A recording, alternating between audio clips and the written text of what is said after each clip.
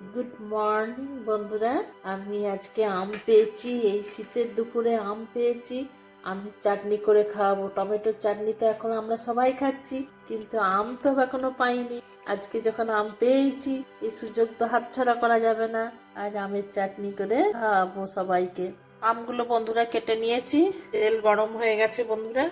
আমি সর্ষে আর শুকনো লঙ্কা দিলাম।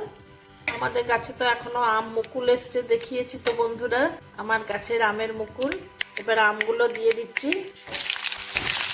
এর সাথে একটু চাটনি না হলে ভালো লাগে না। নুন দিচ্ছি। বন্ধুরা আম খেয়েছেন নাকি? হ্যাঁ, আমি সেই প্রথম খেলাম, মানে খাবো আজকে। আম আজ প্রথম পেয়েছি। ভালো করে ভেজে নিচ্ছি। জল দিয়ে দিচ্ছি। এবারে ঢাকা দিয়ে রাখি। আমটা সেদ্ধ হয়ে গেছে বন্ধুরা।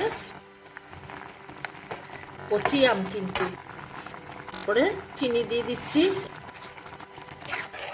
আমাকে একটু টেস্ট করে দেখতে হবে মিষ্টিটা কেমন হয়েছে, তার কারণ অনেক আম টক থাকে। আমি টেস্ট করে দেখলাম বেশি টক, ওই জন্য আর একটু চিনি দিচ্ছি। আপনারা চিনি অ্যাভয়েড করলে গুড় দিতে পারেন।